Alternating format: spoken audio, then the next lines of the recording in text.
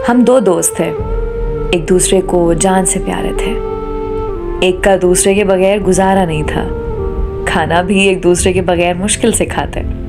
घर वाले खसूसन अप्पू जी की डांट तो रोज ही खानी पड़ती। कभी वो मेरे घर तो कभी मैं उसके घर। एक ही कॉलेज, एक ही एकेडमी में जाते। यहाँ तक कि हम शॉपिंग भी एक दूसरे के बगैर नहीं करते थे। हमारे और भी दोस्त थे, लेकिन हम जैसी बॉन्डिंग किसी की ना थी। सब कहते कि पता नहीं ये दोनों एक दूसरे के बगैर कैसे रहेंगे। जान बसती थी हमारी एक दूसरे में। अगर किसी एक ने किसी शादी या किसी भी इवेंट में जाना होता तो दूसरे के बिना नहीं जा पाता था। एक बार किसी की शादी में मेरी एक लड़की से गपशप हुई। हमने एक दूसरे को फोन नंबर दिए और फिर बात होने लगी। बहुत अरसे तक हमारे बीच ताल्लुक बना रहा। मुझे पता ही ना चला कि कब वो लड़की जिसको दिल दे बैठा, कब वो मेरी जान बन गई और उसे ही अपनी बीवी के रूप में सोचने लगा। दिल की गहराइयों से इरादा किया कि शादी करूंगा तो बस इसी से, वरना नहीं करूंगा। लेकिन मुझ बदनसीब को क्या पता था कि मेरी किस्मत की देवी मेरे साथ क्या करेगी। कुछ वक्त बाद मैं जब भी लड़की से बात करने के लिए कॉल करता, वो कॉल ना उठाती। उधर दोस्त भी बहाने बनाने लगा कि मैं मसरूफ हूं, अभी बात नहीं कर सकता। मैं इतना बेवकूफ था कि मुझे अभी भी शक ना हुआ कि चक्कर क्या है। फिर एक दिन मेरे अब्बू को मेरे दोस्त के घर से कॉल आई कि मेरे बेटे का निकाह है, आप सबने लाजमी आना है। मैं ये सुन के हैरान भी हुआ और गुस्सा भी कि मुझे पता ही नहीं है। नवाब साहब ने लड़की पसंद भी कर ली, रिश्ता तक तय हो गया, मुझे बताना गवारा नहीं किया। मैंने उसे कॉल की तो वो बहाने बनाने लगा कि मुझे भी आज ही पता चला है। खैर, निकाह के दिन हम सब घर वाले उनके घर गए।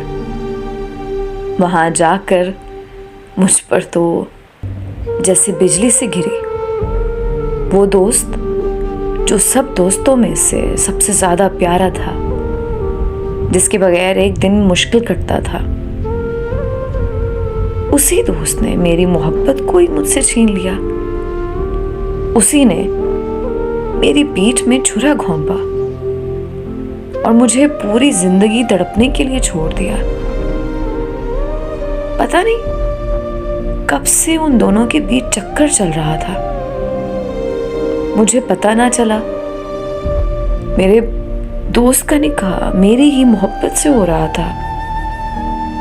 इतना बड़ा धोखा, मेरे तो होश ही उड़ गए। मैं अपनी हालत किसी को बता नहीं पा रहा था कि मेरे साथ क्या बीत रही है। वो दोनों मुझे तंज भरी नजरों से देख रहे थे। मेरा मजाक उड़ाते हुए एक दूसरे को देखकर मुस्कुरा रहे थे। मेरा दिल चाहा कि मैं वहां चीख चीख कर ऐलान कर दूं कि ये दो मुनाफिक इंसान बैठे हैं। इंसानों के रूप में दो मक्कार लोमड़ और लोमड़ी बैठे हैं।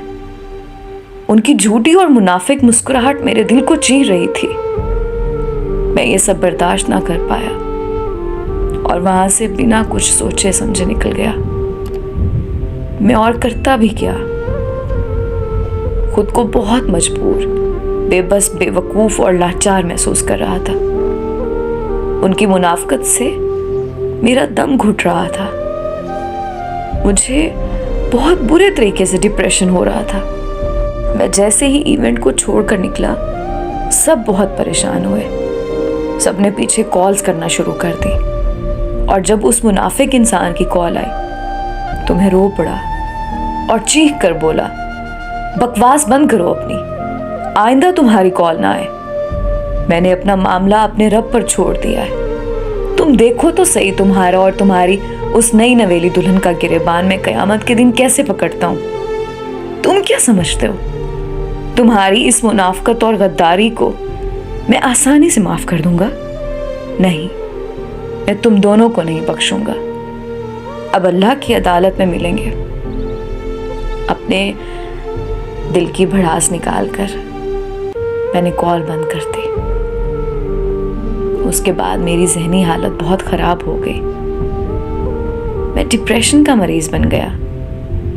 मेरे घर वाले बेहद परेशान थे कि आखिर इसको हुआ क्या है। कैसे बताता किसी को कि क्या हुआ है। मैं आज तक इस तकलीफ में हूं। जल्द अल्लाह मेरी तकलीफ को कम करे, मुझे सब्र दे। मेरा एतबार दोस्ती और मोहब्बत दोनों से उठ गया है।